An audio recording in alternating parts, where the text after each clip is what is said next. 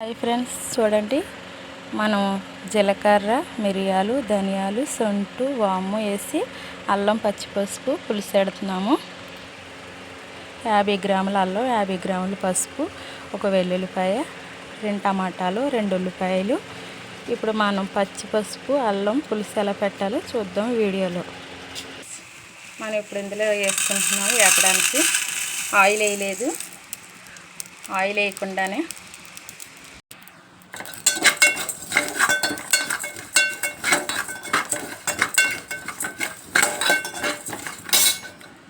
చూడండి మనం సాల్ట్ కూడా ఇందులో వేస్తాము.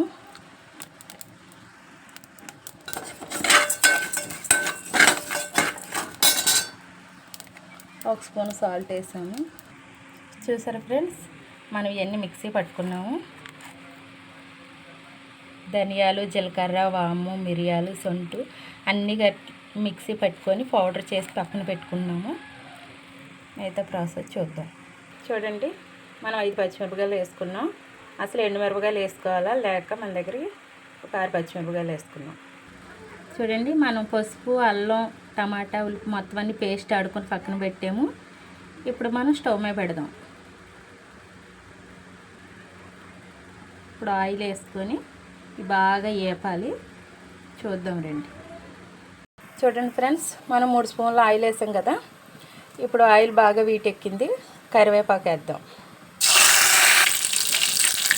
ఇప్పుడు మనం మిక్సీ పట్టుకున్న పసుపు అవి వేద్దాం.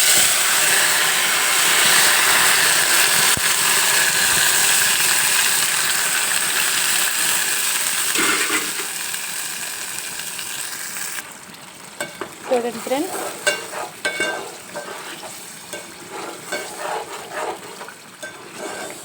వావ్, చూస్తుంటేనే నోరు ఊరిపోతుంది కదా. అల్లం, పచ్చి పసుపు కర్రీ ఇది బాగా ఉడకాలి. 3 స్పూన్ల ఆయిల్ వేసాం కదా. ఇప్పుడు ఇది బాగా ఉడికాక అప్పుడు మనం ఈ ప్లేట్లో తీసుకున్నది వేద్దాం. చూడండి ఫ్రెండ్స్, దగ్గరగా అయింది కదా.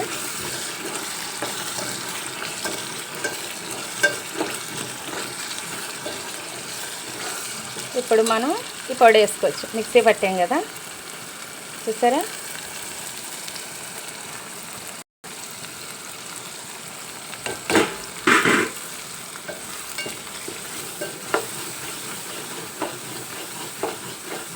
ఇది కూడా కొద్దిసేపు అలా ఉడకనిచ్చి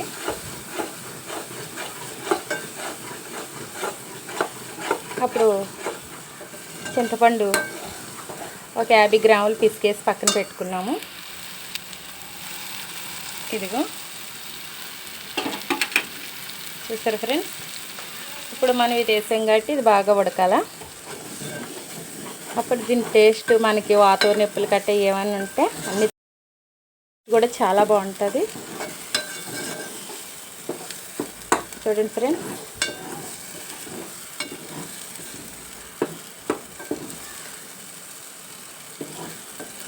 ఇప్పుడు నూనె మగ్గింది కాబట్టి మనం ఈ పాలు చింతపండు కూడా వేసుకోవచ్చు.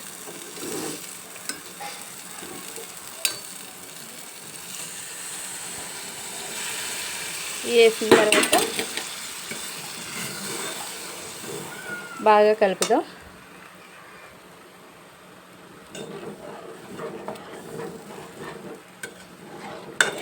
మనం పెద్ద గ్లాసుతో 2 గ్లాసులు, ఒక గ్లాసును ఒక సగం వేసాం నీళ్ళు, చింతపండు నీళ్ళు.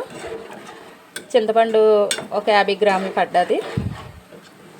చూడండి ఫ్రెండ్స్, నోరు ఊరించి గుమగుమైన మనకి పచ్చి పసుపు, అల్లం చూస్తారు కదా. అందులో ఏ ఐటమ్స్ పడ్డాయి అన్నీ కూడా. ఇప్పుడు ఇది బాగా ఉడకాల.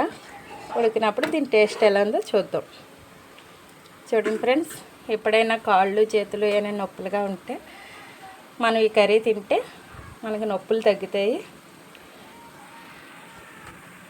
చూడండి ఫ్రెండ్స్, ఇప్పుడు మనం ఒకసారి బాగా కలిపి మనం ప్లేట్ పెడదాము. చూసారా ఎలా కరుగుతుందో. మీరు నెలలో ఒక 2 సార్లు అయినా వండుకొని తినండి, ఆరోగ్యానికి బాగుంటుంది. ప్లేట్ పెడదాం. చూడండి ఫ్రెండ్స్, ఇప్పుడు మన కర్రీ వావ్ బాగుంది కదా. ఏయ్ బాబాయ్ మొత్తం తోలిపోతుంది. చూసారా అలా ఉడుకుతుందో. ఉడుకుతుంటే దీని స్మెల్ వావ్ ఏం బాగుందంటే చూస్తుంటే నోరు ఊరేస్తుంది. చూడండి ఫ్రెండ్స్, చూడండి ఫ్రెండ్స్ మన కర్రీ ఎంత అందంగా ఉందో కదా.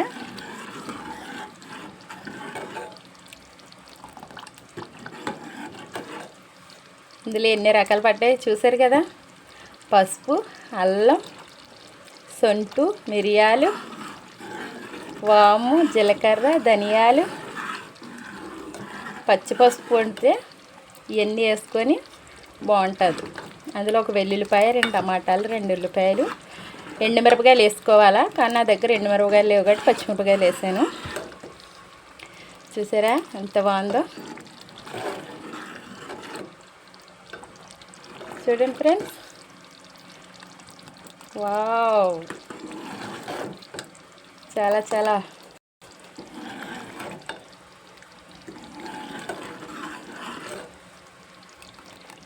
ఇప్పుడు మనకి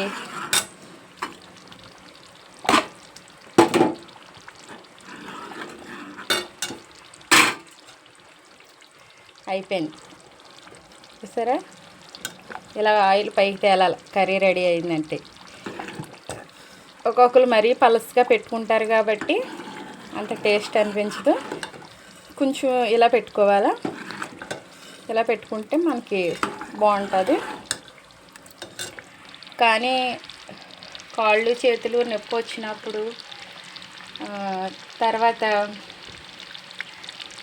జబ్బ పట్టినప్పుడు, అలాంటి టైంలో ఇలాంటి కూరలు వండుకొని తినండి. హాస్పిటల్కి వెళ్ళడం కాదు, ఇలాంటి కూరలు వండుకొని తింటే మనకి అవన్నీ కూడా తగ్గుతాయి అన్నమాట. చూసారా ఎంత బాగుందో. చూస్తుంటే వావ్ చేపల కూరలాగా చాలా టేస్ట్గా ఉంది కదా. అప్పుడు మనకి పూర్వకాలం మన తాతమ్మ అమ్మమ్మ వాళ్ళు ఇలాంటివి వండేవారు కాబట్టి మనం కూడా ఇలాంటివి వండాను. నేను తిన్నాను ఆల్రెడీ. నాకు అలా నొప్పి వచ్చినప్పుడు తింటే తగ్గింది తెలుసా. మీరు కూడా వారంలో ఒకసారైనా, నెలలో 2-3 సార్లైనా వండుకోండి. మీకు నచ్చితే లైక్ చేయండి, షేర్ చేయండి, కామెంట్ చేయండి, సబ్స్క్రైబ్ చేసుకోండి. ఇంకా పద్మాకు వీడియోలు చూడాలనుకుంటే వచ్చేయండి చూసేద్దాం.